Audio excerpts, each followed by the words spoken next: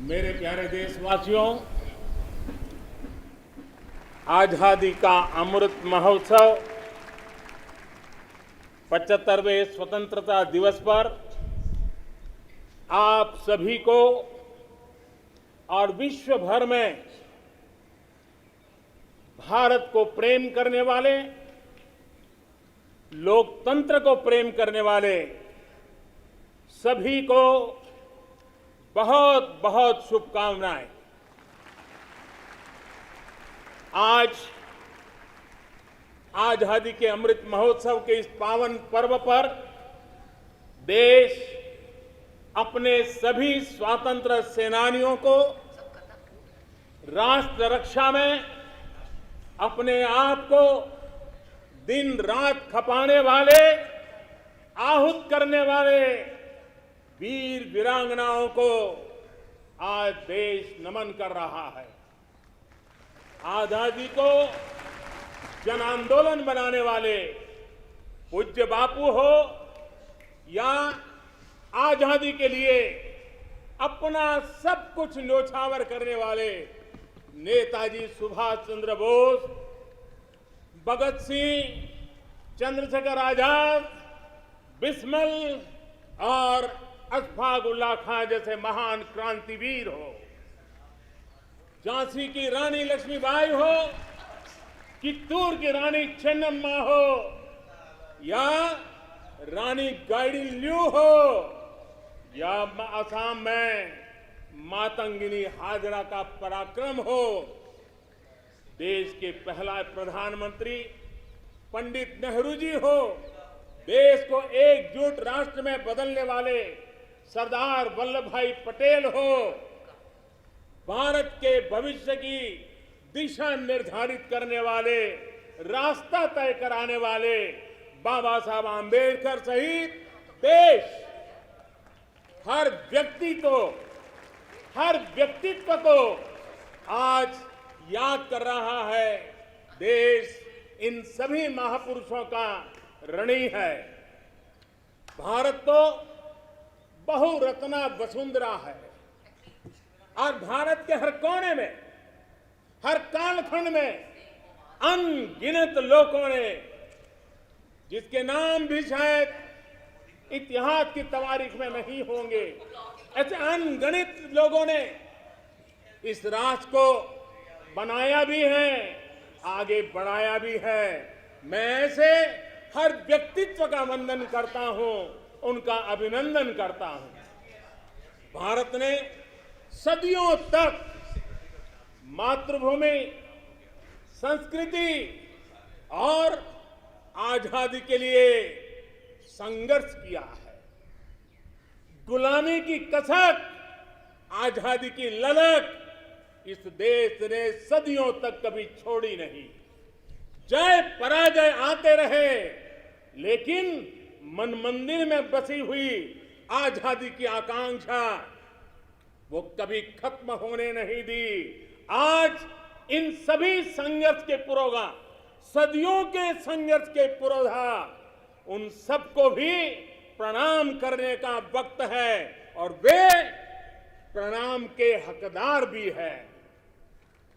Corona वैश्विक महामारी, इस महामारी में हमारे डॉक्टर, हमारे नर्सेस, हमारे पैरामेडिकल स्टाफ, हमारे सफाई कर्मी वैक्सीन बनाने में जुटे, हमारे वैज्ञानिक हो, सेवा भावना से जुड़े हुए करोड़ों देशवासियों हो, जिन्होंने इस कोरोना के कालखंड में पल पल जन सेवा में समर्पित किया है, वे भी हम सबके वंदन के अधिकारी हैं। आज भी देश के कुछ इलाकों में बाढ़ है, भूस्खलन की हुए हैं, कुछ पीड़ादायक खबरें भी आती रहती हैं।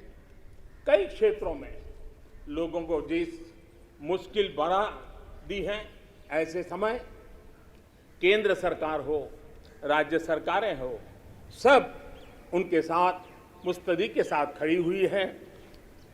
आज इस आयोजन में, ओलंपिक में भारत में भारत की युवा पीढ़ी जिसने भारत का नाम रोशन किया है, ऐसे हमारे एथलीट्स, हमारे खिलाड़ी आज हमारे बीच में हैं। कुछ यहां हैं, कुछ सामने बैठे हैं। मैं आज देशवासियों को, यहां मौजूद है उनको भी, और हिंदुस्तान के कोने कोने में जो इस समारोह में मौजूद है, उन सबको मैं कहता हूं कि हमारे खिलाड़ियों के सम्मान में आइए कुछ पल तालियां बजा करके उनका सम्मान करें।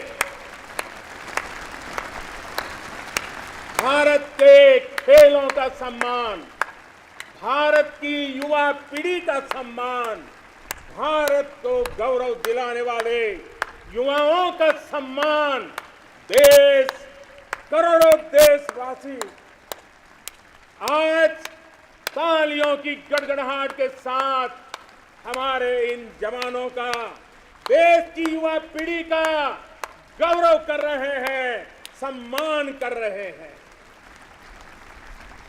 एथलीट्स ने विशेष तौर पर हम ये गर्व कर सकते हैं कि उन्होंने हमारा दिल ही नहीं जीता है, लेकिन उन्होंने आने वाली पीढ़ियों को भी, भारत की युवा पीढ़ी को भी प्रेरित करने का बहुत बड़ा काम किया है।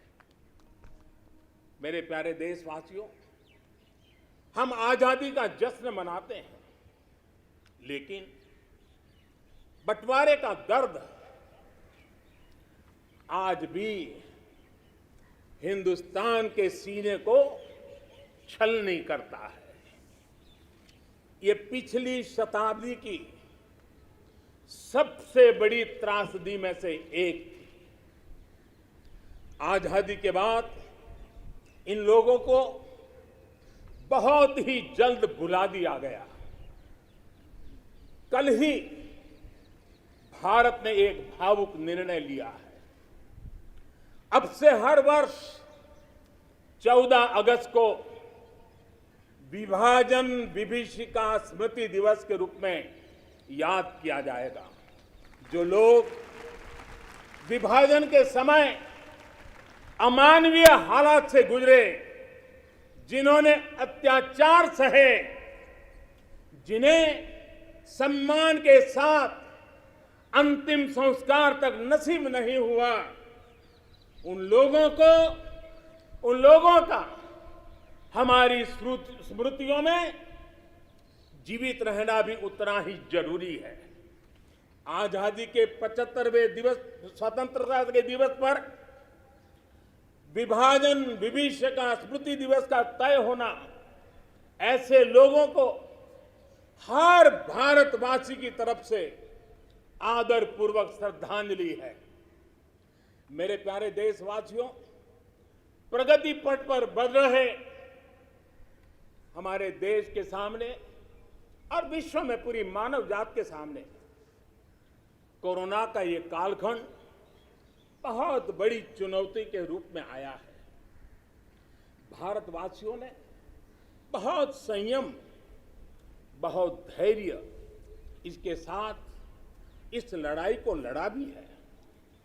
इस लड़ाई में हमारे सामने अनेक चुनौतियां थी, लेकिन हर क्षेत्र में हम देशवासियों ने असाधारण गति से काम किया है। हमारे वैज्ञानिकों ने, हमारे उद्यमियों की ताकत का ही ये परिणाम है कि भारत को वैक्सीन के लिए आज किसी और देश पर हमें निर्भर नहीं होना पड़ा। आप कल्पना कीजिए, पल भर सोचिए, अगर भारत के पास अपनी वैक्सीन नहीं होती तो क्या होता। पोलियो की वैक्सीन पाने में हमारे कितने साल बीत गए थे। इतने बड़े संकट में जब पूरी दुनिया में महामारी हो, तब हमें वैक्सीन कैसे मिलता, लेकिन भारत को शायद मिलता कि नहीं मिलता और कब मिलता, लेकिन आज गौरव से कह सकते हैं कि दुनिया का सबसे बड़ा वैक्सीनेशन प्रोग्राम हमारे देश में चल रहा है।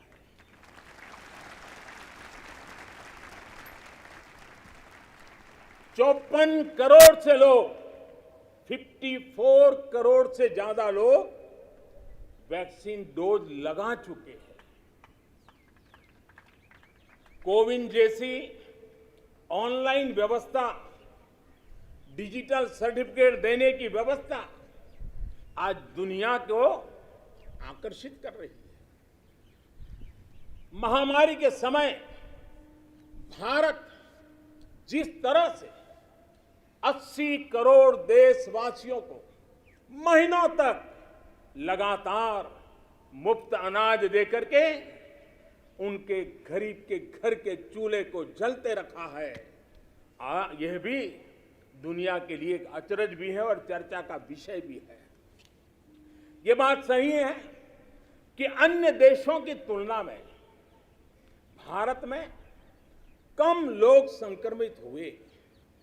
ये भी सही है कि दुनिया के देशों की जनसंख्या की तुलना में भारत में हम अधिकतम मात्रा में हमारे नागरिकों को बचा सके, लेकिन ये हमारे लिए पीठ थपथपाने का विषय नहीं है, संतोष पाकर के सो जाने का विषय नहीं है।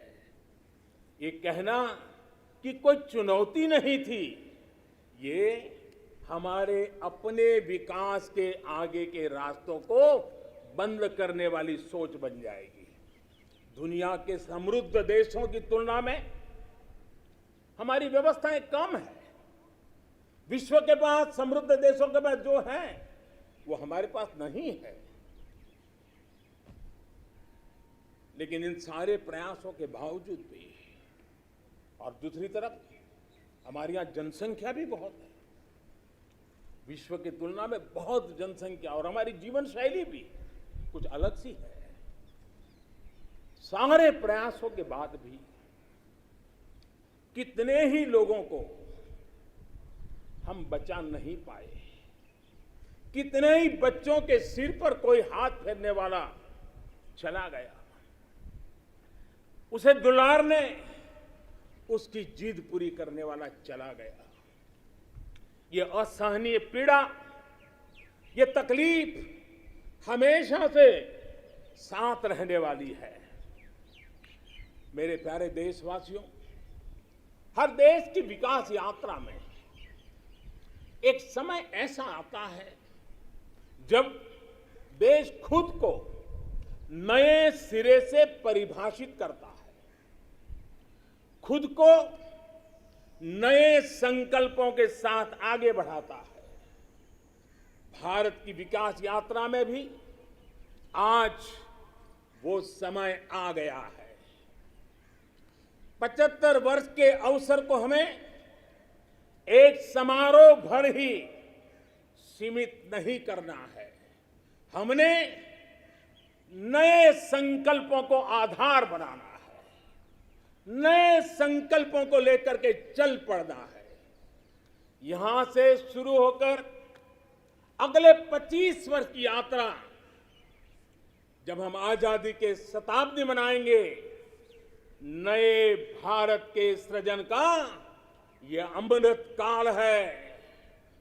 इस अमृत काल में हमारे संकल्पों की सिद्धि हमें आजादी के 100 वर्ष तक ले जाएगी, गौरवपूर्ण रूप से ले जाएगी।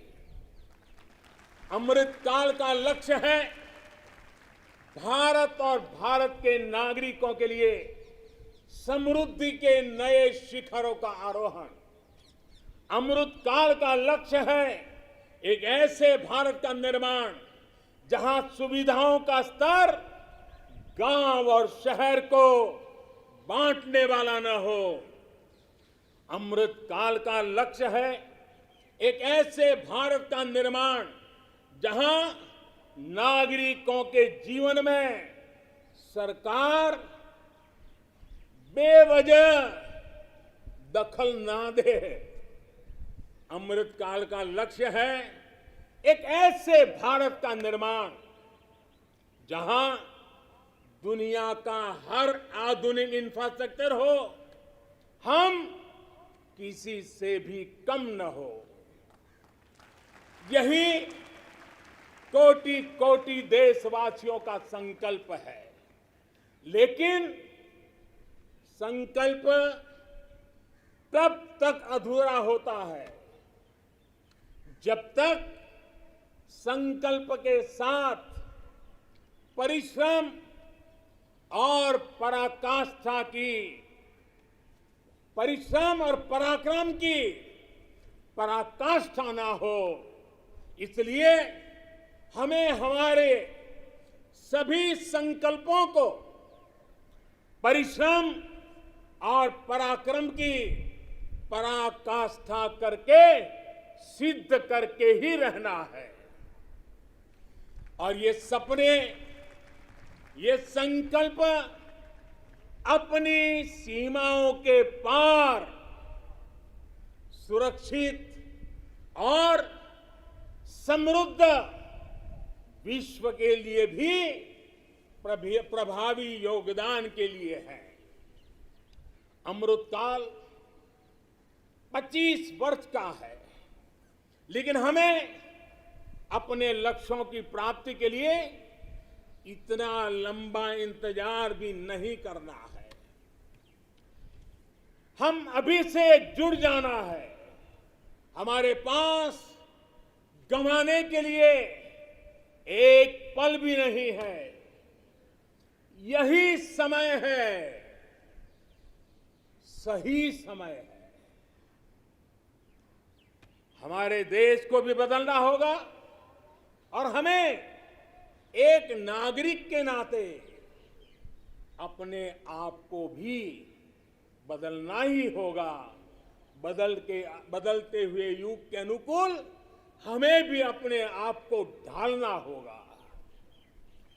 सबका साथ, सबका विकास, सबका विश्वास, इसी श्रद्धा के साथ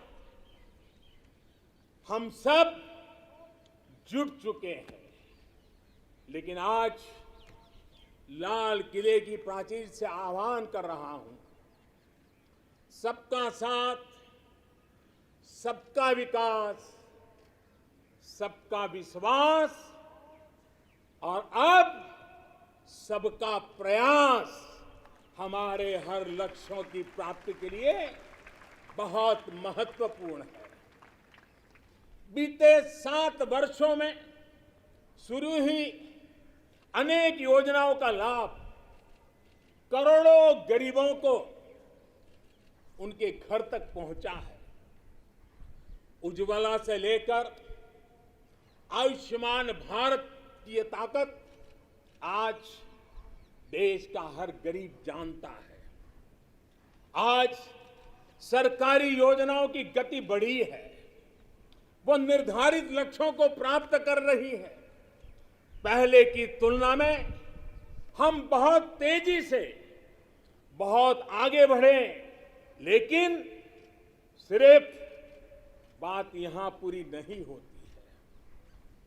अब हमें सैचुरेशन तक जाता है, पूर्णता तक जाना है।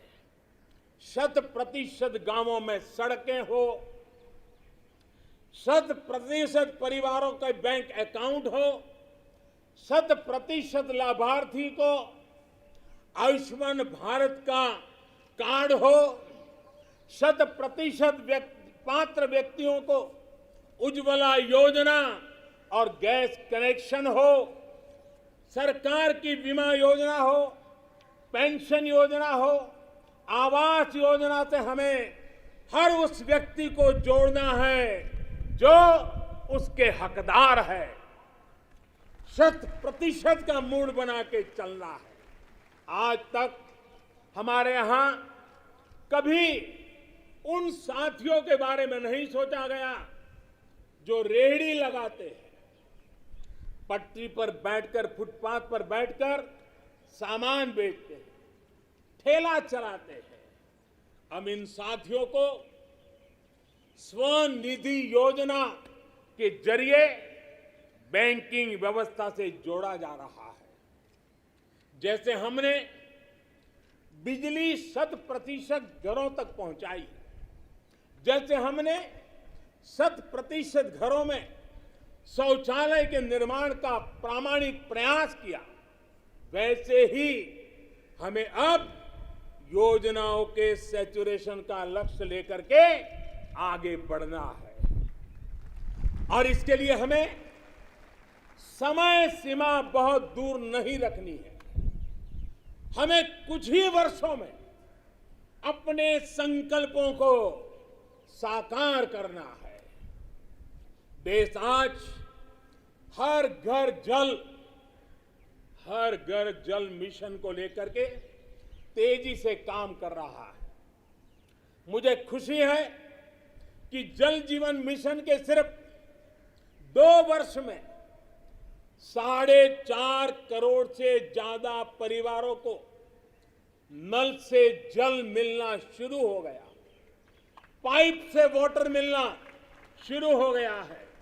करोड़ों माता बहनों का आशीर्वाद, यही हमारी पूंजी है। इस 100% का सबसे बड़ा लाभ ये होता है कि सरकारी योजना के लाभ से कोई वंचित नहीं रहता।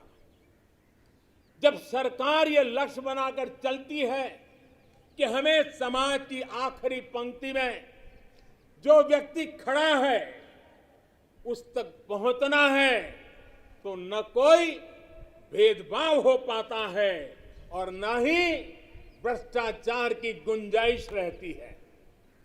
मेरे प्यारे देशवासियों, देश के हर गरीब, हर व्यक्ति तक पोषण पहुंचाना भी सरकार की प्राथमिकता है। गरीब महिलाओं, गरीब बच्चों में कुपोषण और जरूरी पौष्टिक पदार्थों की कमी उनके विकास में बड़ी बाधा बनती है। इसे देखते हुए ये तय किया गया है कि सरकार अपनी अलग अलग योजनाओं के तहत जो चावल गरीबों को देती है उसे फोर्टिफाई करेगी, गरीबों को पोषण युक्त चावल देगी। राशन की दुकान पर मिलने वाला चावल हो, मिड डे मील में बालकों को मिलने वाला चावल हो, वर्ष 2024 तक हर योजना के माध्यम से मिलने वाला चावल फोर्टिफाई कर दिया जाएगा। मेरे प्यारे देशवासियों, आज देश में हर गरीब तक बेहतर स्वास्थ्य सुविधा पहुंचाने का अभियान भी तेज गति से चल रहा है। इसके लिए मेडिकल शिक्षा में जरूरी बड़े बड़े सुधार भी किए गए हैं। प्रिवेंटिव हेल्थ केयर पर भी उतना ही ध्यान दिया गया है।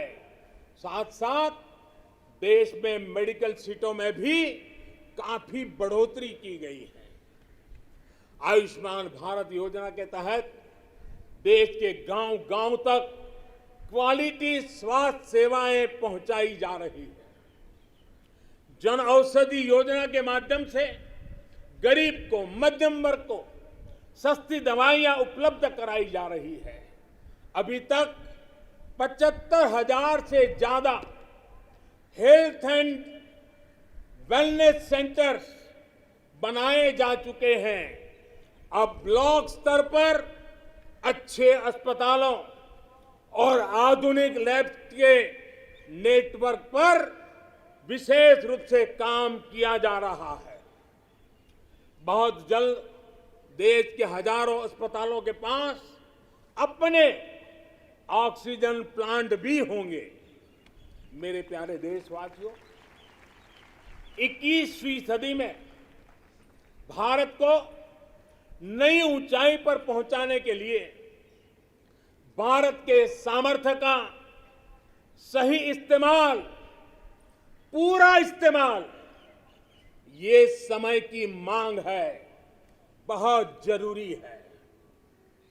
इसके लिए जो वर्ग पीछे है, जो क्षेत्र पीछे है, उनकी हैंड होल्डिंग करनी ही होगी।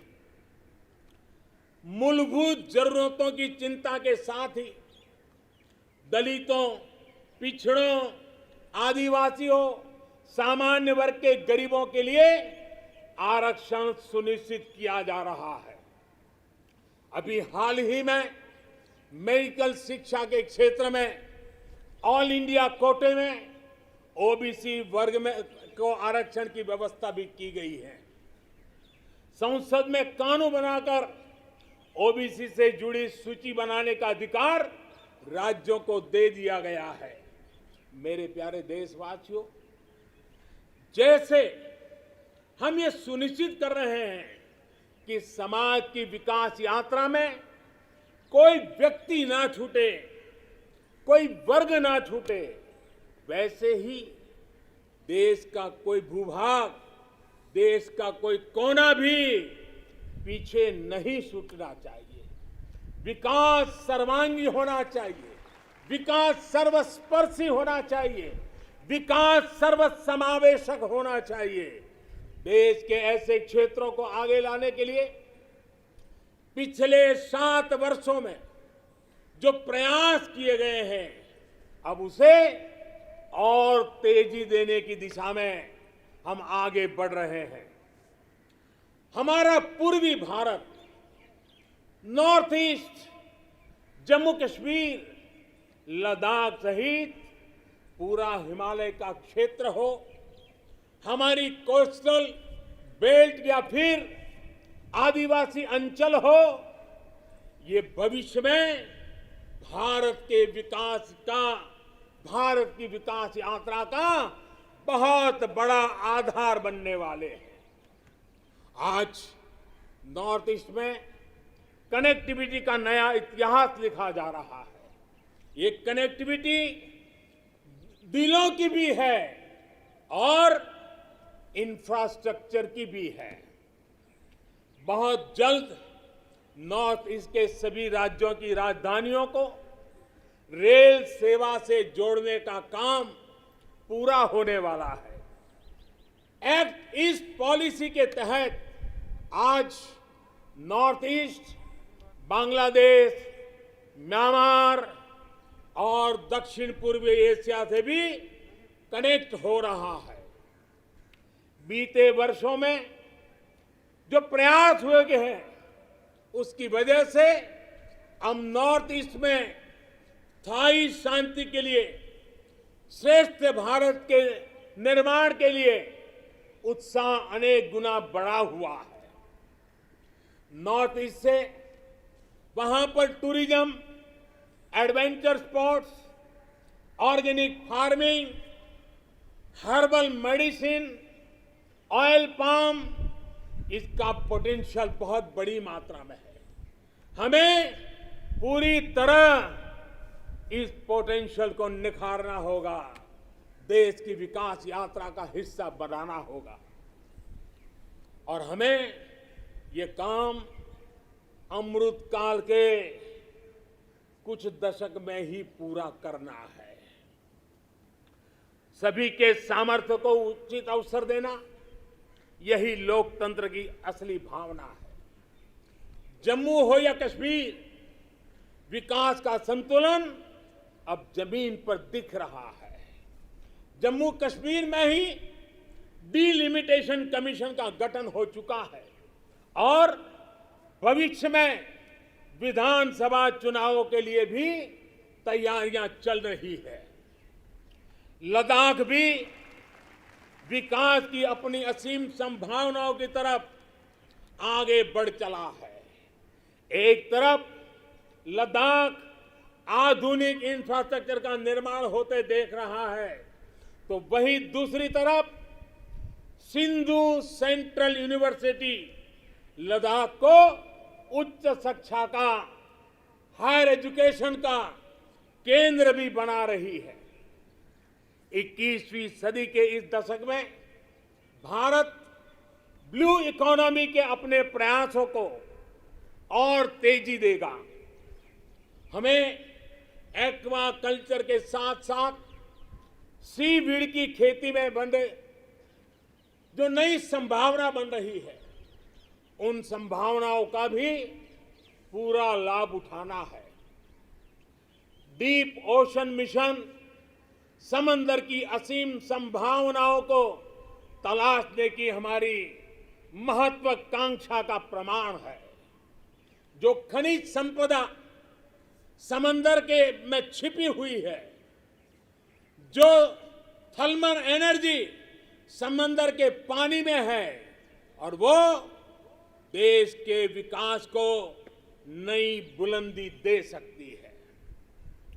देश के जिन जिलों के लिए ये माना गया था कि ये पीछे रह गए, हमने उनकी आकांक्षाओं को भी जगाया है। देश में 110 से अधिक आकांक्षी जिले, एस्पिरेशनल डिस्ट्रिक्ट जिलों में शिक्षा, स्वास्थ्य, पोषण, सड़क, रोजगार से जुड़ी योजनाओं को प्राथमिकता दी जा रही है। इनमें से अनेक जिले हमारे आदिवासी अंचल में हैं।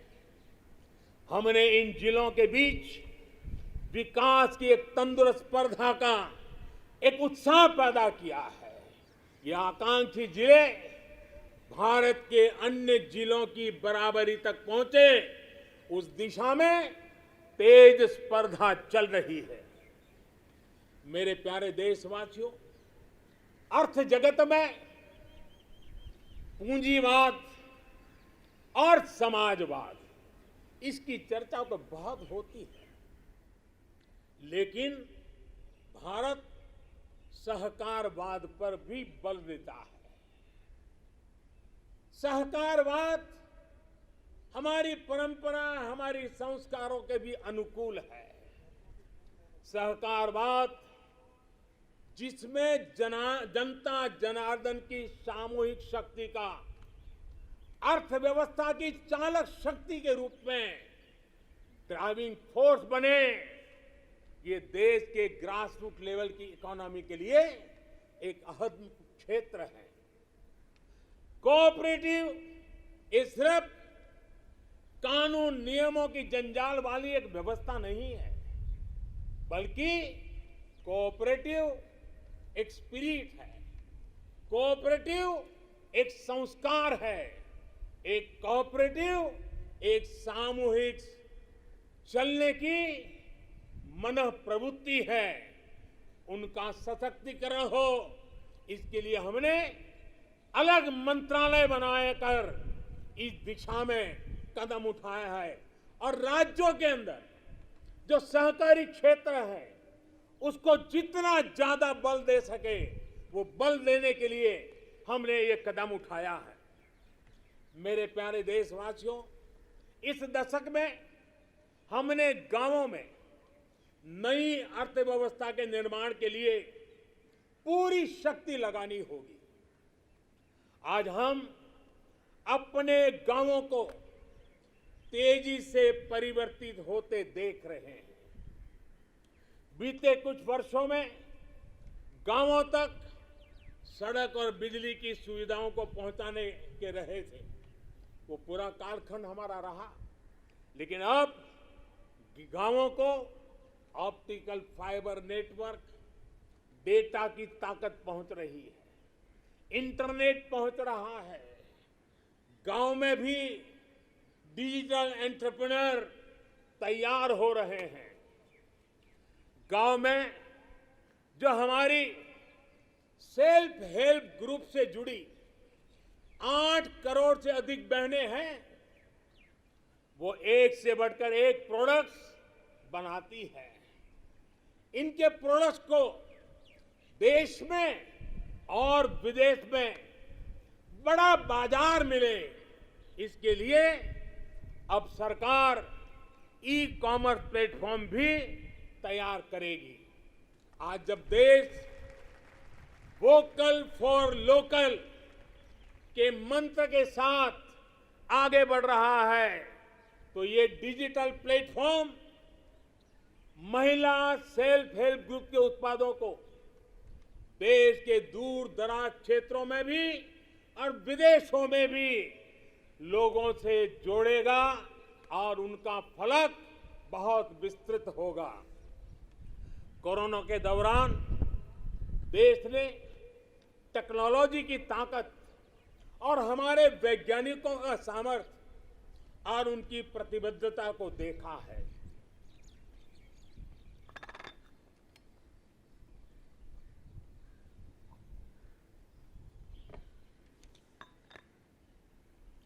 देश के हर क्षेत्र में हमारे वैज्ञानिक बहुत सूझबूझ से काम कर रहे हैं।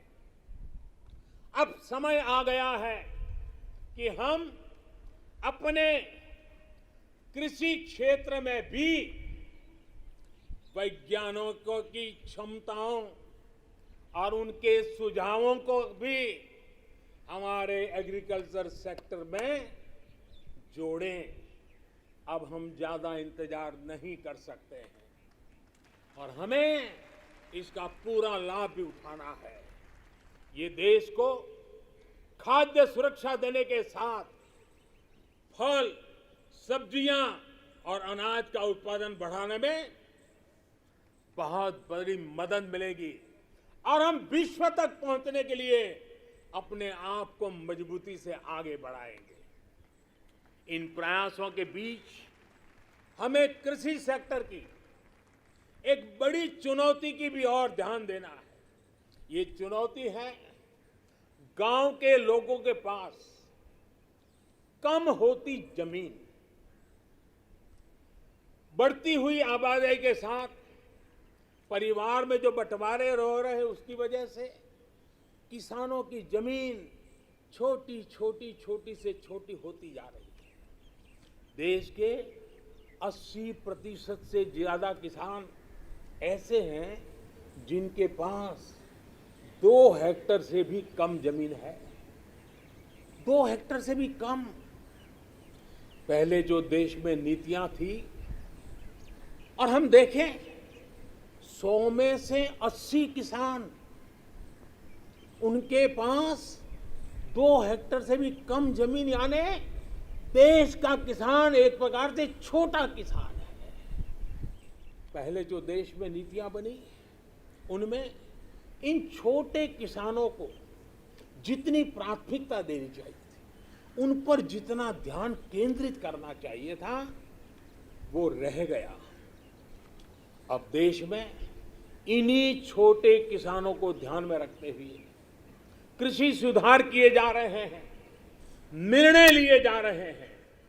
फसल बीमा योजना में सुधार हो, एमएसपी को 1.5 गुना करने का बड़ा महत्वपूर्ण निर्णय हो, छोटे किसानों को किसान क्रेडिट कार्ड से सस्ते दर से बैंक से कर्ज मिले, इसकी व्यवस्था हो, सोलर पावर से जुड़ी योजनाएं खेत तक पहुंचाने की बात हो, किसान उत्पादक संगठन हो, ये सारे प्रयास छोटे किसानों की ताकत बढ़ाएंगे।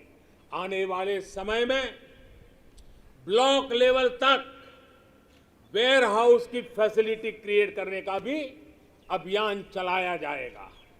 हर छोटे किसानों के छोटे छोटे खर्च को ध्यान में रखते हुए पीएम किसान सम्मान निधि योजना चलाई जा रही है। 10 करोड़ से अधिक किसान परिवारों के बैंक खातों में अब तक 1.5 लाख करोड़ से ज्यादा रकम सीधी उनके खाते में जमा करा दी गई है। छोटा किसान अब हमारे लिए, हमारा मंत्र है, हमारा संकल्प है, छोटा किसान बने देश की शान। छोटा किसान बने देश की शान, ये हमारा सपना है। आने वाले वर्षों में हमें देश के छोटे किसानों की सामूहिक शक्ति को और बढ़ाना होगा, नई सुविधाएं देनी होगी।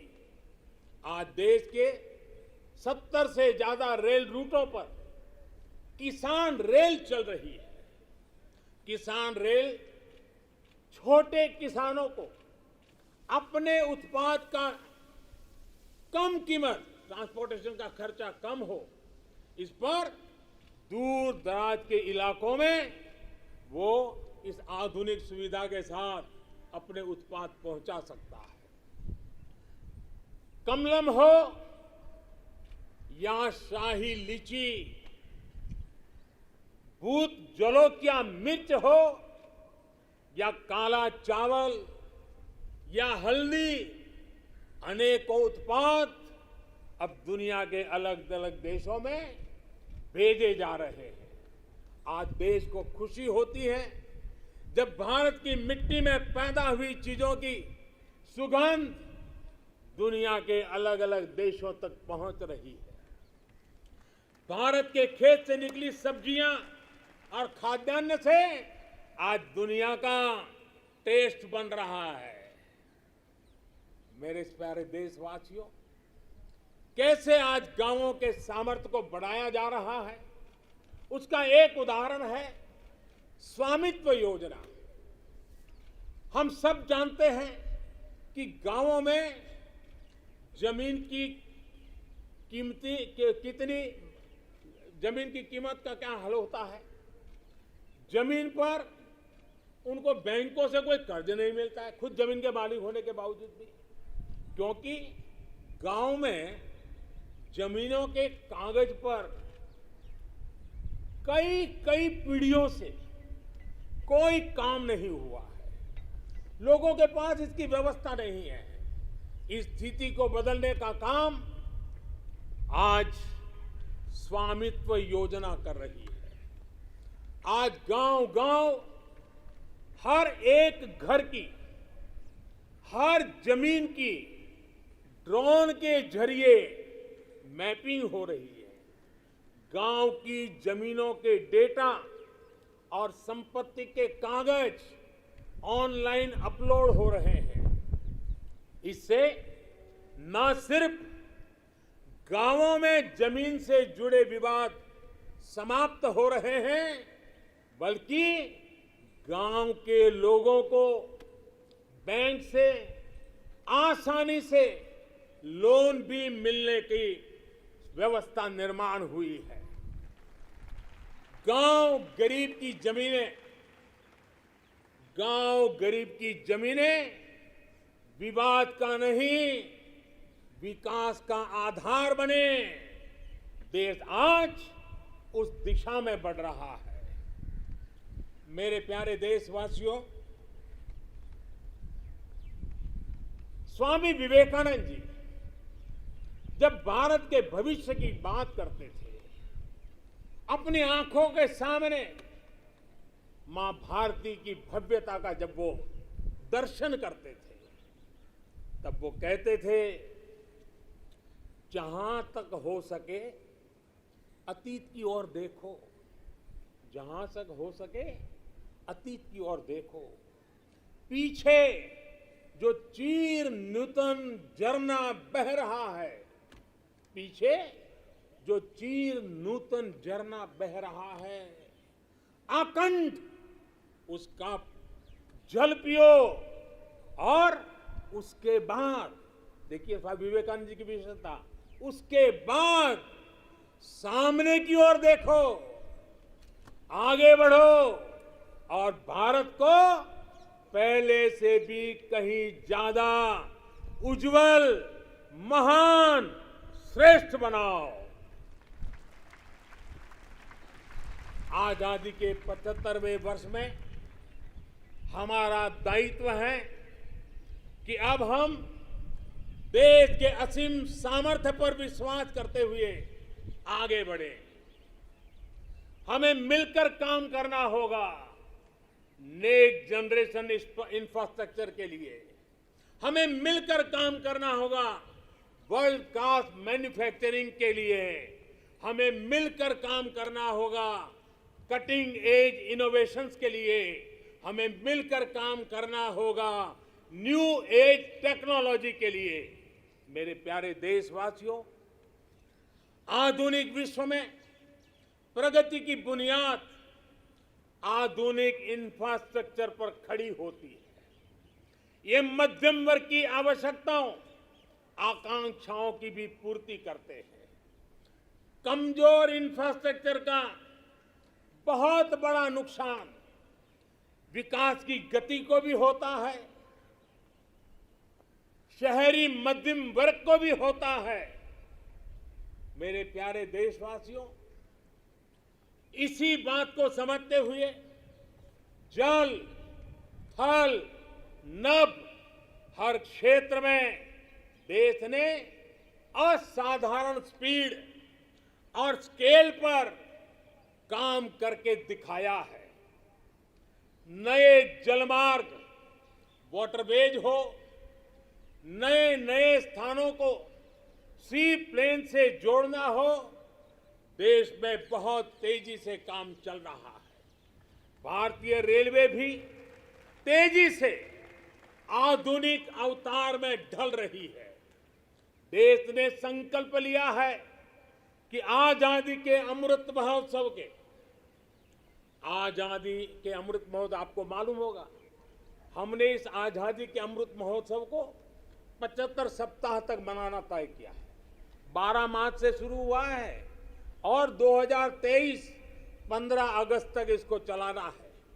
उत्साह भर से आगे बढ़ना है और इसलिए देश ने एक बहुत महत्वपूर्ण फैसला लिया है। आजादी के अमृत महोत्सव के 75 सप्ताह में, इन 75 सप्ताह में 75 वंदे भारत ट्रेनें देश के हर कोने को आपस से जोड़ करके रही होगी। आज जिस गति से देश में नए एयरपोर्ट का निर्माण हो रहा है, उड़ान योजना दूर दराज के इलाकों को जोड़ रही है, यह अभूतपूर्व है।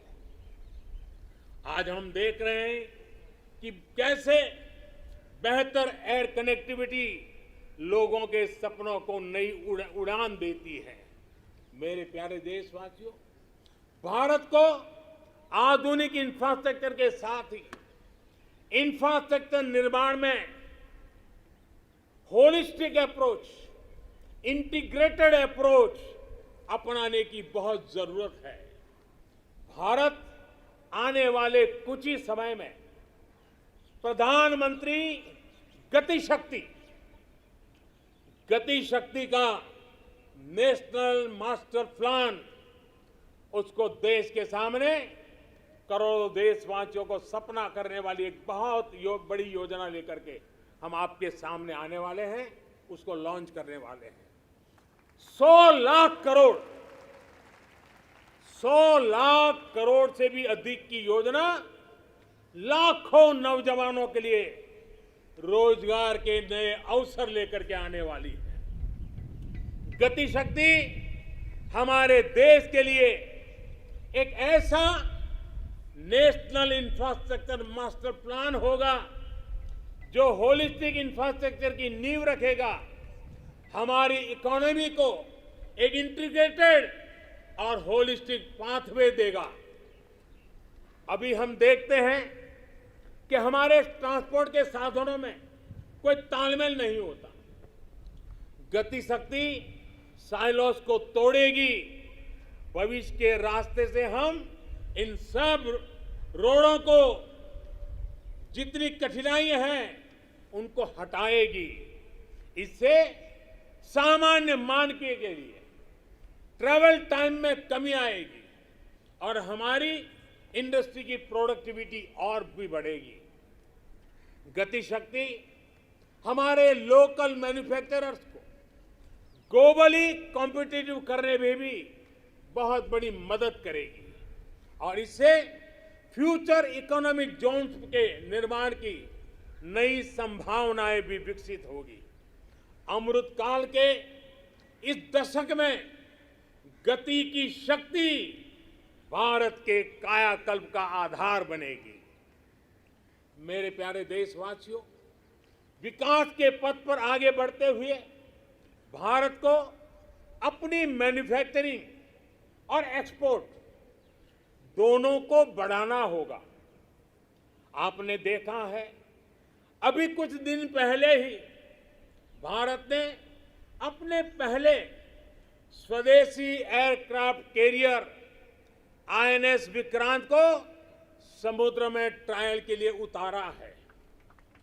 भारत आज अपना लड़ाकू विमान बना रहा है, अपनी सबमरीन बना रहा है, गगनयान भी अंतरिक्ष में भारत का परचम लहराने के लिए तैयार हो रहा है। ये स्वदेशी मैन्युफैक्चरिंग में हमारे सामर्थ्य को उजागर करता है। कोरोना के बाद उभरी नई आर्थिक परिस्थितियों में मेक इन इंडिया को स्थापित करने के लिए देश ने प्रोडक्शन लिंक इंसेंटिव्स को भी घोषणा की है। इस स्कीम से जो बदलाव आ रहा है उसका उदाहरण इलेक्ट्रॉनिक मैन्युफैक्चरिंग सेक्टर से है। 7 साल पहले हम लगभग $8 बिलियन के मोबाइल फोन इंपोर्ट यानी आयात करते थे। अब इंपोर्ट तो बहुत ज्यादा घटी है। आज हम $3 बिलियन के मोबाइल फोन एक्सपोर्ट भी कर रहे हैं।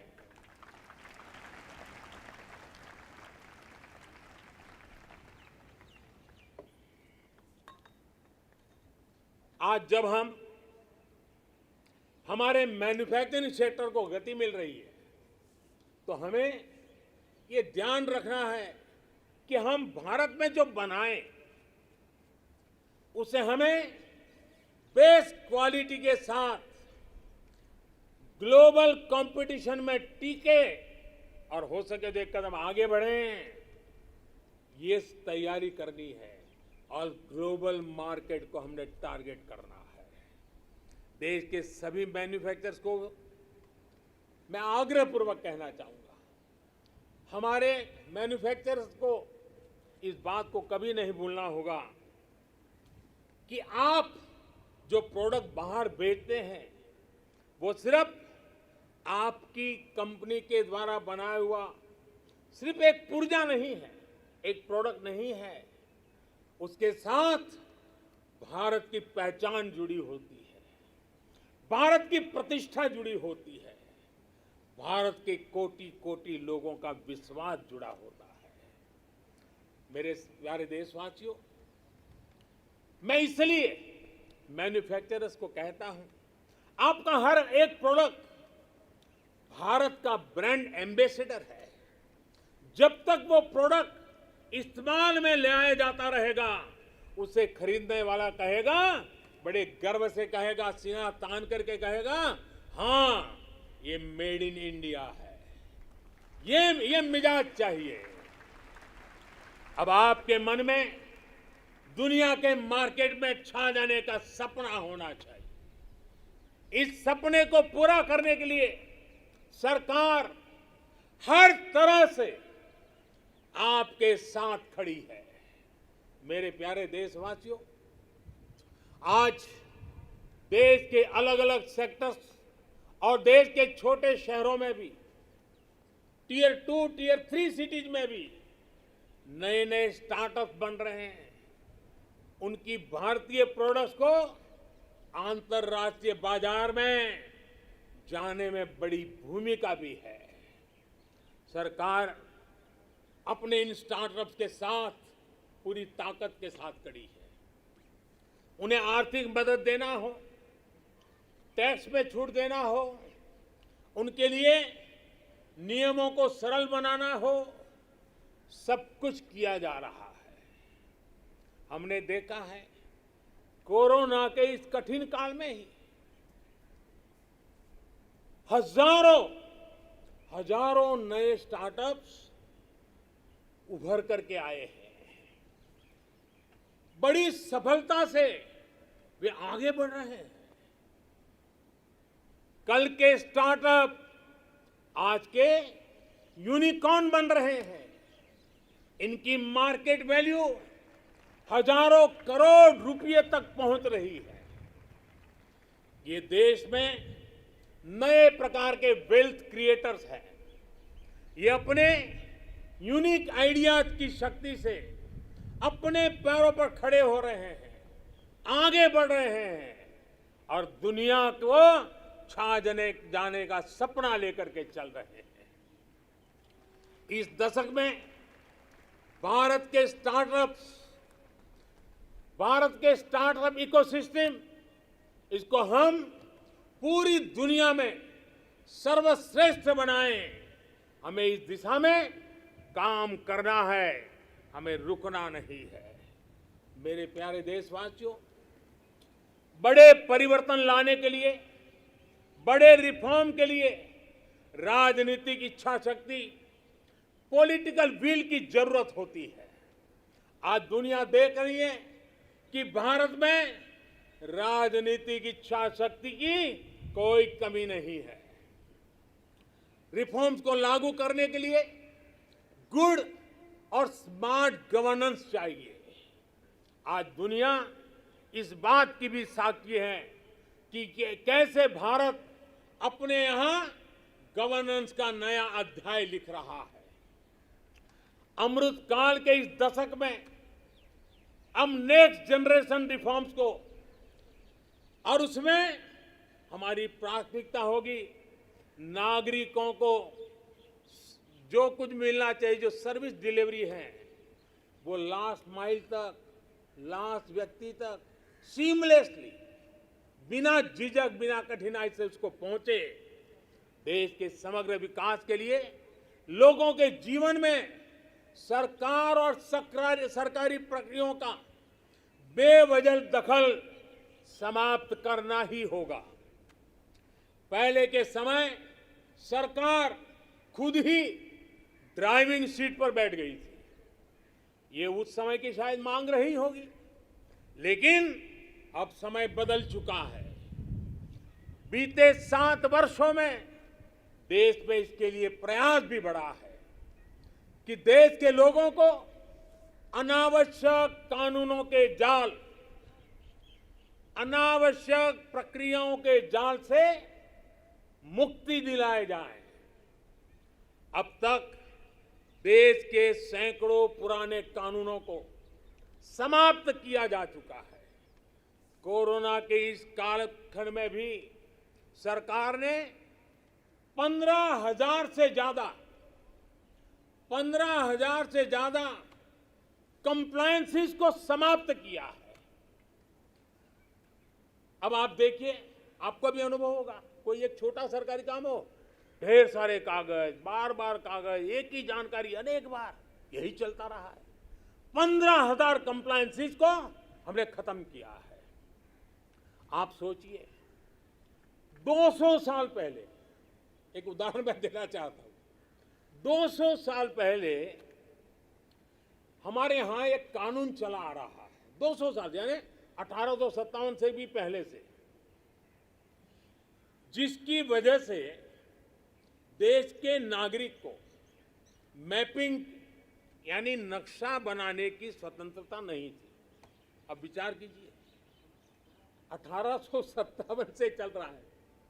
नक्शा बनाना है तो सरकार को पूछिए, नक्शा किसी किताब में छापना है तो सरकार से पूछिए, नक्शा खो जाने पर गिरफ्तारी का भी उसमें प्रावधान है। आजकल हर फोन में मैप का ऐप है। सैटेलाइट की इतनी ताकत है कि फिर ऐसे कानूनों का बोझ सिर पर लेकर देश को आगे कैसे बढ़ाएंगे हम।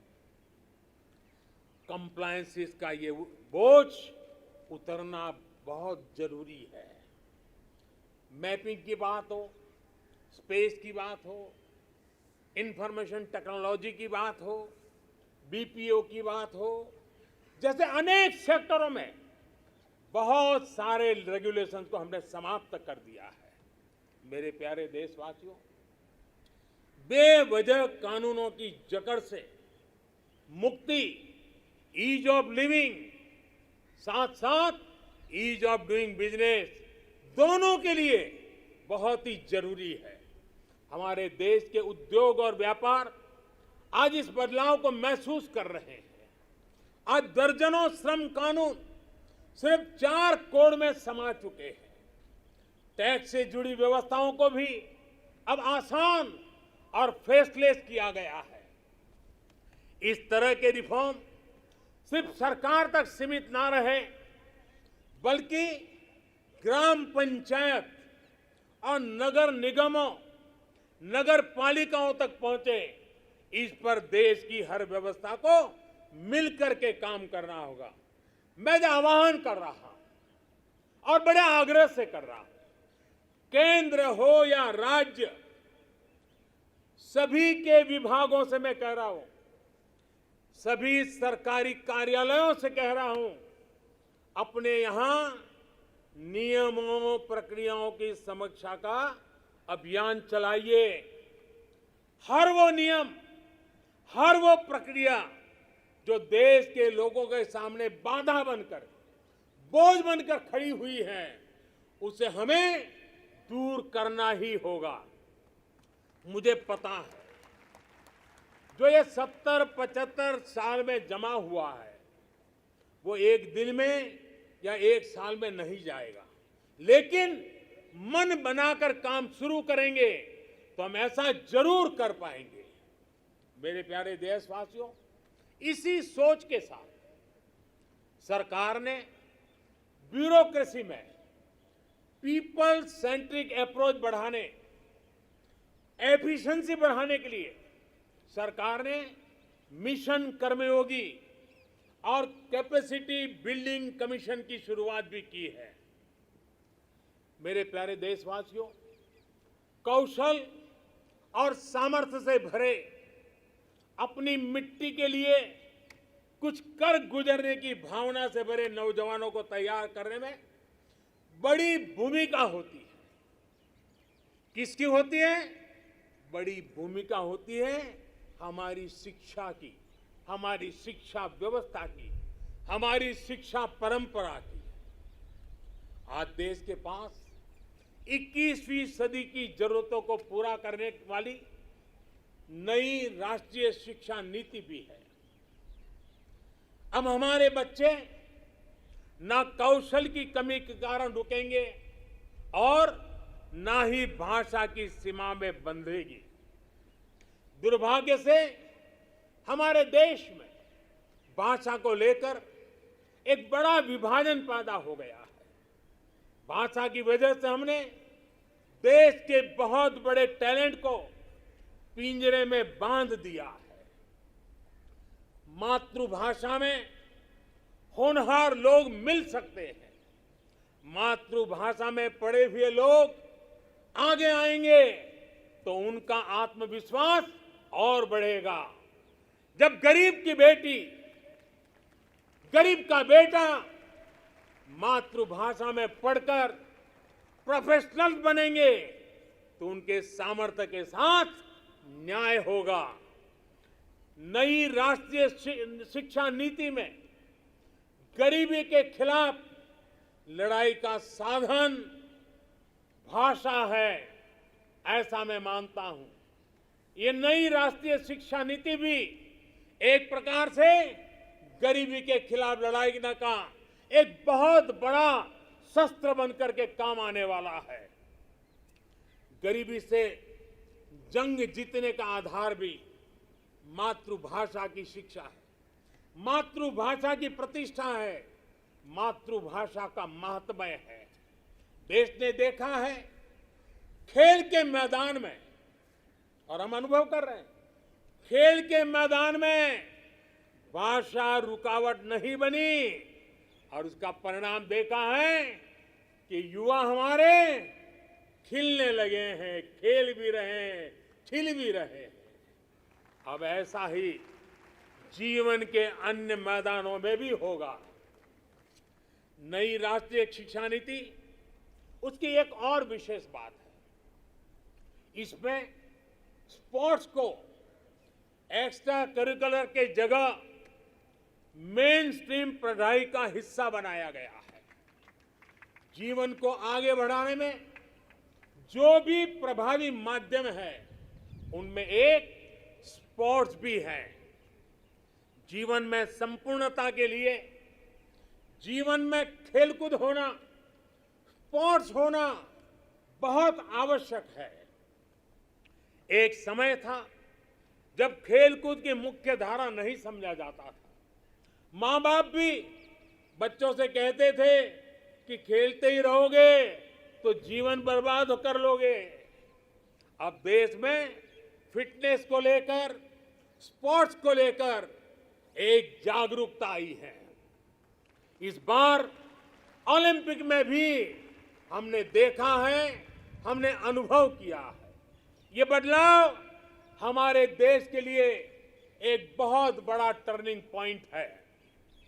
इसलिए आज देश में खेलों में टैलेंट, टेक्नोलॉजी और प्रोफेशनलिज्म लाने के जो अभियान चल रहा है, इस दशक में हमें उसे और तेज करना है और व्यापक करना है।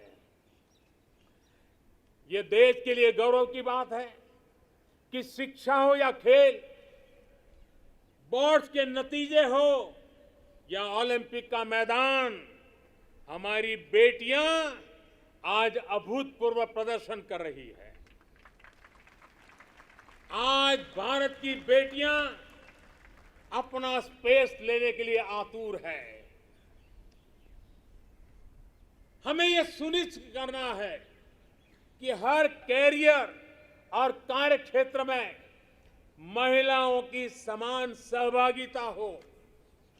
हमें यह सुनिश्चित करना है कि सड़क से लेकर वर्क प्लेस तक में हर जगह पे महिलाओं में सुरक्षा का एहसास हो, सम्मान का भाव हो। इसके लिए देश के शासन प्रशासन को, पुलिस और न्याय व्यवस्था को, नागरिकों को अपनी 100% जिम्मेदारी निभानी है।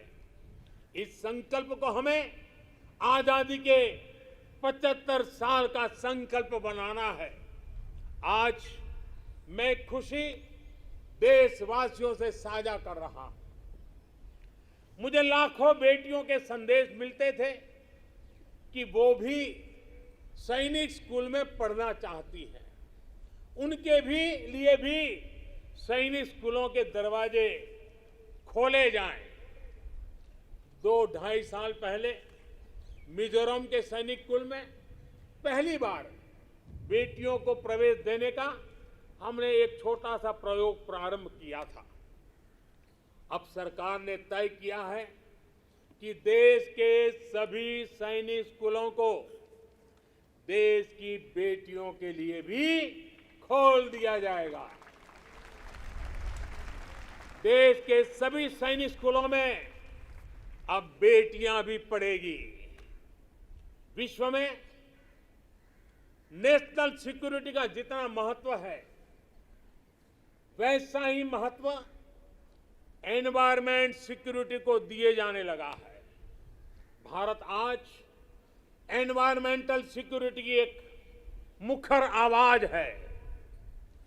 आज बायोडायवर्सिटी हो या लैंड न्यूट्रलिटी, क्लाइमेट चेंज हो या वेस्ट रिसाइकलिंग, ऑर्गेनिक फार्मिंग हो या वेस्ट रिसाइकलिंग, ऑर्गेनिक फार्मिंग हो या गोवर्धन से बायोगैस हो, और एनर्जी कंजर्वेशन हो या क्लीन एनर्जी ट्रांजिशन, पर्यावरण की दिशा में भारत के प्रयास आज परिणाम दे रहे हैं।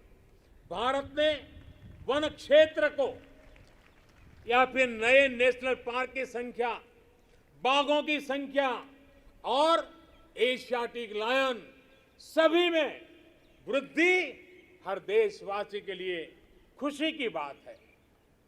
मेरे प्यारे देशवासियों, भारत की इन सफलताओं के बीच एक और सच को भी हमें समझना होगा। भारत आज एनर्जी इंडिपेंडेंट नहीं है। भारत आज एनर्जी इंपोर्ट के लिए सालाना 12 लाख करोड़ रुपए से भी अधिक खर्च करता है। भारत की प्रगति के लिए, आत्मनिर्भर भारत बनाने के लिए भारत का एनर्जी इंडिपेंडेंट होना समय की मांग है, अनिवार्य है। इसलिए आज भारत को यह संकल्प लेना होगा कि हम आजादी के 100 साल होने से पहले भारत को एनर्जी इंडिपेंडेंट बनाएंगे। और इसके लिए हमारा रोड मैप बहुत स्पष्ट है। गैस बेस्ड इकोनॉमी है, देश भर में सीएनजी पीएनजी का नेटवर्क हो, 20% इथेनॉल ब्लेंडिंग का टारगेट हो। भारत एक तय लक्ष्य के साथ आगे बढ़ रहा है। भारत ने इलेक्ट्रिक मोबिलिटी की तरफ भी कदम बढ़ाया है और रेलवे के 100% इलेक्ट्रिफिकेशन पर भी काम तेज गति से आगे बढ़ रहा है। भारतीय रेलवे ने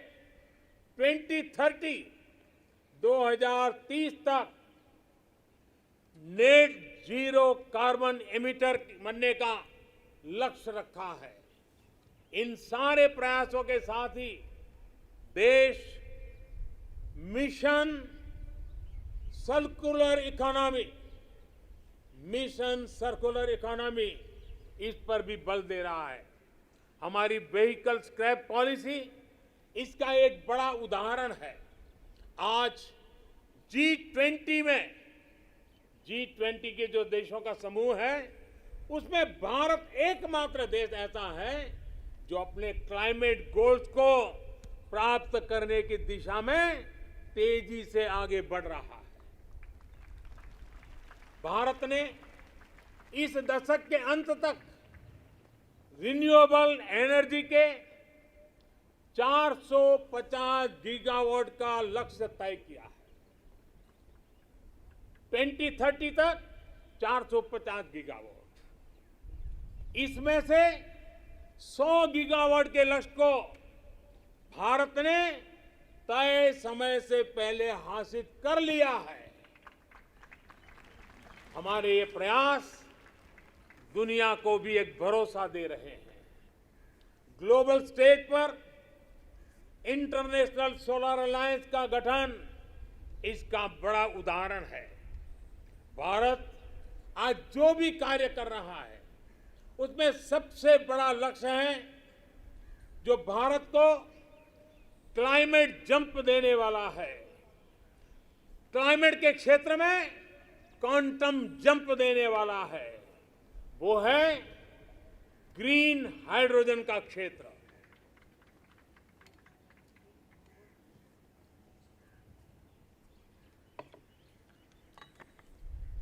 ग्रीन हाइड्रोजन के क्षेत्र के लक्ष्य की प्राप्ति के लिए मैं आज इस तिरंगे की साक्षी में नेशनल हाइड्रोजन मिशन की घोषणा कर रहा हूं। अमृतकाल में हमें भारत को ग्रीन हाइड्रोजन के प्रोडक्शन और एक्सपोर्ट का ग्लोबल हब बनाना है। ये ऊर्जा के क्षेत्र में भारत की एक नई प्रगति उसको आत्मनिर्भर बढ़ाएगा और पूरे विश्व में क्लीन एनर्जी ट्रांजिशन की नई प्रेरणा भी बनेगा। ग्रीन ग्रोथ से ग्रीन जॉब के नए नए अवसर हमारे युवाओं के लिए, हमारे स्टार्टअप के लिए आज दस्तक दे रहे हैं। मेरे प्यारे देशवासियों, 21वीं सदी का आज का भारत बड़े लक्ष्य गढ़ने और उन्हें प्राप्त करने का सामर्थ्य रखता है। आज भारत उन विषयों को भी हल कर रहा है जिनके सुलझाने में दशकों से, सदियों से इंतजार था। आर्टिकल 370 को बदलने का ऐतिहासिक फैसला हो, देश को टैक्स के जाल से मुक्ति दिलाने वाली व्यवस्था, जीएसटी हो, हमारे फौजी साथियों के लिए वन रैंक वन पेंशन का निर्णय हो, राम जन्मभूमि केस का शांतिपूर्ण समाधान, ये सब हमने बीते कुछ वर्षों में सच होते देखा है। त्रिपुरा में दशकों बाद ब्रू रियांग समझौता होना हो, ओबीसी कमीशन को संवैधानिक दर्जा देना हो, या फिर जम्मू कश्मीर में आजादी के पहली बार बीडीसी और डीडीसी चुनाव, भारत की संकल्प शक्ति लगातार सिद्ध कर रहा है। आज कोरोना के इस दौर में भारत में रिकॉर्ड विदेशी निवेश आ रहा है। भारत का विदेशी मुद्रा भंडार भी अब तक के सबसे ऊंचे स्तर पर है। सर्जिकल स्ट्राइक और एयर स्ट्राइक करके भारत ने देश के दुश्मनों को नए भारत के सामर्थ्य का संदेश भी दे दिया है। ये बताता है कि भारत बदल रहा है, भारत बदल सकता है। भारत कठिन से कठिन फैसले भी ले सकता है और कड़े से कड़े फैसले लेने में भी भारत झिझकता नहीं है, रुकता नहीं है। मेरे प्यारे देशवासियों, सेकंड वर्ल्ड वॉर के बाद, द्वितीय विश्व युद्ध के बाद वैश्विक संबंधों का स्वरूप बदल गया। कोरोना के बाद भी पोस्ट कोरोना नए वर्ल्ड ऑर्डर की संभावना है।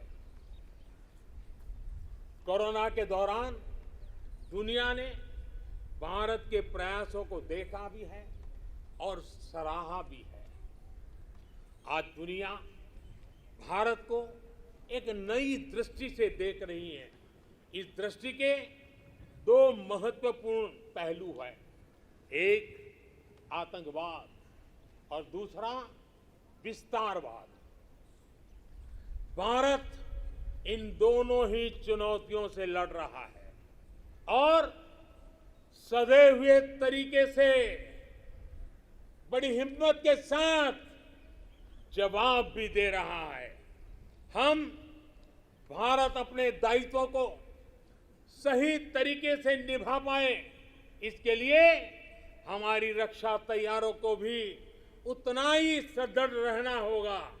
रक्षा के क्षेत्र में देश को आत्मनिर्भर बनाने, भारत की कंपनियों को प्रोत्साहित करने के लिए, हमारे मेहनती उद्यमियों को नए अवसर उपलब्ध कराने के लिए हमारे प्रयास निरंतर जारी हैं। मैं देश को विश्वास दिलाता हूं कि देश की रक्षा में लगी हमारी सेनाओं के हाथ मजबूत करने के लिए हम कोई कसर नहीं छोड़ेंगे। मेरे प्यारे देशवासियों, आज देश के महान विचारक श्री अरबिंदो की जन्म जयंती भी है। साल 2022 में उनका 150वां जन्म जयंती का पर्व है। श्री अरबिंदो भारत के उज्जवल भविष्य के स्वप्न दृष्टा थे। वो कहते थे कि हमें उतना सामर्थ्यवान बनना होगा जितना हम पहले कभी नहीं थे। हमें अपनी आदतें बदलनी होगी, एक नए हृदय के साथ अपने को फिर से जागृत करना होगा। श्री अरबिंदो की ये बातें हमें अपने कर्तव्यों का ध्यान दिलाती है। एक नागरिक के तौर पर, एक समाज के तौर पर हम देश को क्या दे रहे हैं, ये भी हमें सोचना होगा। हमने अधिकारों को हमेशा महत्व दिया है। उस कालखंड में उसकी जरूरत भी रही है, लेकिन अब हमें कर्तव्यों को सर्वोपरि बनाना है, सर्वोपरि रखना है। जिन संकल्पों का बीड़ा आज देश ने उठाया है, उन्हें पूरा करने के लिए हर जन को जुड़ना होगा, हर देशवासी को इसे ओन करना होगा। देश के जल संरक्षण का अभियान शुरू किया है तो हमारा कर्तव्य है पानी बचाने को अपनी आदत से जोड़ना। देश अगर डिजिटल लेन देन पर बल दे रहा है तो हमारा भी कर्तव्य है कि हम भी कम से कम कैश वाला ट्रांजैक्शन करना। देश ने लोकल फॉर वोकल का अभियान शुरू किया है तो हमारा कर्तव्य है कि ज्यादा से ज्यादा स्थानीय उत्पादों को खरीदे। देश के प्लास्टिक मुक्त भारत की जो हमारी कल्पना है, हमारा कर्तव्य है कि सिंगल यूज प्लास्टिक को इस्तेमाल पूरी तरह हमें रोकना होगा। ये हमारे ही कर्तव्य है कि हम अपनी नदियों में गंदगी न डालें, अपने समंदर के किनारों को स्वच्छ रखें।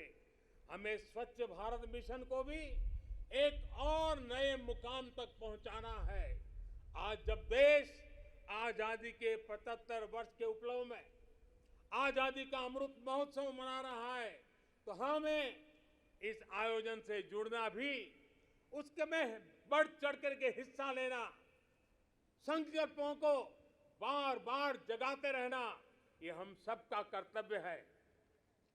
अपने स्वाधीनता संग्राम को ध्यान में रखते हुए आप जो भी करेंगे, जो भी अमृत की बूंद की तरह अवश्य पवित्र होगा और कोटि कोटि भारतीयों के प्रयास से बना ये अमृत कुंभ आने वाले वर्षों के लिए प्रेरणा बनकर उत्साह जगाएगा। मेरे प्यारे देशवासियों, मैं भविष्य दृष्टा नहीं हूं, मैं कर्म के फल पर विश्वास करता हूं। मेरा विश्वास है मेरे देश के युवाओं पर, मेरा विश्वास है देश की बहनों पर, देश की बेटियों पर, देश के किसानों पर, देश के प्रोफेशनल्स पर। ये कैन डू जनरेशन है, कैन डू जनरेशन है। ये हर लक्ष्य हासिल कर सकती है। मुझे विश्वास है कि जब 2047 आजादी का स्वर्णिम उत्सव, आजादी के 100 साल होंगे, जो भी प्रधानमंत्री होगा आज से 25 साल के बाद, जो भी प्रधानमंत्री होंगे, वो जब झंडारोहण करते होंगे तो मैं आज विश्वास से कहता हूं,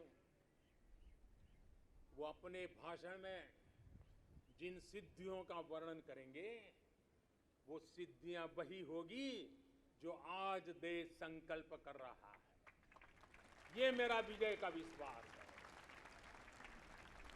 आज मैं जो संकल्प रूप में बोल रहा हूं, वो 25 साल के बाद जो भी ध्वजारोहण करते होंगे, वे सिद्धि के रूप में बोलेंगे। देश सिद्धि के रूप में उसका गौरव गान करता होगा। जो आज देश के युवा हैं, वो उस समय भी देखेंगे कि देश ने कैसे ये कमाल करके दिखाया है। 21वीं सदी में भारत के सपनों और आकांक्षाओं को पूरा करने से कोई भी बाधा अब हमें रोक नहीं सकती। हमारी ताकत हमारी जीवटता है, हमारी ताकत हमारी एकजुटता है, हमारी प्राण शक्ति राष्ट्र प्रथम, सदैव प्रथम की भावना है। ये समय है साझा स्वप्न देखने का। ये समय है साझा संकल्प करने का। ये समय है साझा प्रयत्न करने का। और यही समय है हम विजय की ओर बढ़ चले। और इसलिए मैं फिर कहता हूं, यही समय है, यही समय है, सही समय है, भारत का अनमोल समय है। यही समय है, सही समय है, भारत का अनमोल समय है। असंख्य भुजाओं की शक्ति है, असंख्य भुजाओं की शक्ति है। हर तरफ देश की भक्ति है, असंख्य भुजाओं की शक्ति है। हर तरफ देश की भक्ति है। तुम उठो तिरंगा लहरा दो, तुम उठो तिरंगा लहरा दो, भारत के भाग्य को फहरा दो, भारत के भाग्य को फहरा दो। यही समय है, सही समय है, भारत का अनमोल समय है। कुछ ऐसा नहीं जो कर न सको, कुछ ऐसा नहीं जो पा न सको। तुम उठ जाओ, तुम उठ जाओ, तुम जुट जाओ। सामर्थ्य को अपने पहचानो, सामर्थ्य को अपने पहचानो। कर्तव्य को अपने सब जानो, कर्तव्य को अपने सब जानो। यही समय है, सही समय है, भारत का अनमोल समय है। जब देश आजादी के 100 साल पूरा करेगा तो देशवासियों के लक्ष्य यथार्थ में बदलें, मेरी यही कामना है। इन्हीं शुभकामनाओं के साथ सभी देशवासियों को 75वें स्वतंत्रता दिवस की मैं फिर एक बार बधाई देता हूं। और मेरे साथ हाथ ऊपर करके बोलेंगे, जय हिंद, जय हिंद, जय हिंद, वंदे वंदे वंदे, भारत माता की, भारत माता की, भारत माता की। बहुत बहुत धन्यवाद।